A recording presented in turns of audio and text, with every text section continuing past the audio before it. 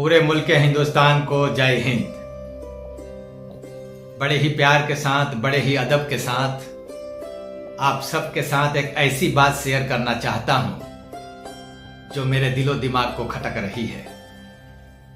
चाहे 26 जनवरी हो, चाहे 15 अगस्त हो, पूरा मुल्क हिंदुस्तान बड़े ही शान से, बड़े ही प्यार से अपने तिरंगे को अपने घर के ऊपर फहराता है।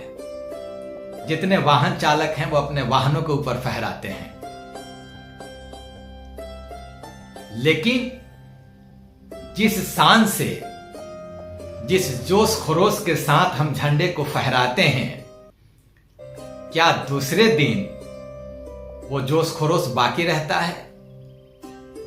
गौर कीजिएगा, देखिएगा, क्या झंडे की हालत आपके छत के ऊपर, उन वाहनों के ऊपर वैसी रहती है जैसे पहले दिन थी? मैंने गौर किया है हमेशा, खास करके जितने ऑटो चालक हैं, मैं उनसे कहना चाहूंगा कि आपने झंडा तो लगा लिया 15 अगस्त को या 26 जनवरी को, लेकिन क्या उसके बाद आपने झंडे पे गौर किया कि झंडे की हालत क्या हो गई है?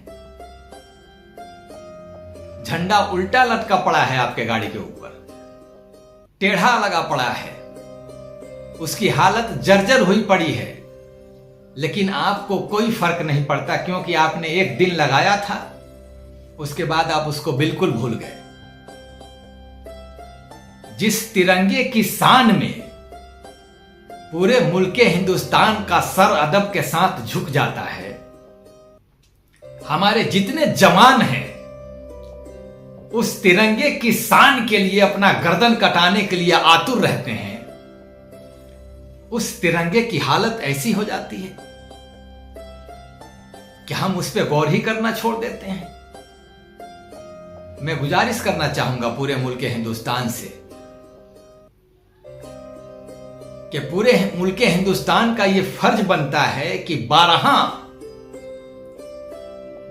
मास 24 घंटे उस तिरंगे का ख्याल रखें, उसका अदब रखें। यह आपका फर्ज बनता है, पूरे मुल्क हिंदुस्तान का फर्ज बनता है। एक दिन झंडा लगा देने से हम हिंदुस्तानी कभी नहीं बनते, बल्कि 24 घंटे हमारे दिल के अंदर तिरंगा होना चाहिए। 24 घंटे, तब जाकर के हम हिंदुस्तानी बनते हैं। मैं अदब के साथ गुजारिश करना चाहता हूं कि ख्याल रखें आप झंडे का, 24 घंटे ख्याल रखें उस तिरंगे का। जो तिरंगा मुल्क हिंदुस्तान की शान है, हमारी जान है, सब कुछ है, उसका ख्याल रखें आप। खास करके मैं उन भाइयों से गुजारिश करना चाहूंगा जो पतंगबाजी में दिलचस्पी रखते हैं और पतंग भी तिरंगे की शक्ल की खरीद करके लाते हैं, लेकिन लाने से पहले कभी नहीं सोचा हमने कि जिस तिरंगे को पतंग की शक्ल में मैं उड़ा रहा हूं, जब ये पतंग मेरी डोरी से कटेगी तो ये कहां जाएगी? कभी सोचा हमने? तिरंगे की शक्ल में दिखने वाली पतंग जब आपकी डोरी से कटती है तो वो किसी गटर के अंदर दिखाई देती है, किसी रोड पे पड़ी हुई दिखाई देती है, किसी कचड़े के ढेर पे पड़ी हुई दिखाई देती है। क्या यही मोहब्बत है आपकी? तिरंगे से क्या आपकी मोहब्बत इतनी ही है कि पतंग की शक्ल में आपने उड़ा दिया, उसके बाद आपका रोल खत्म हो गया?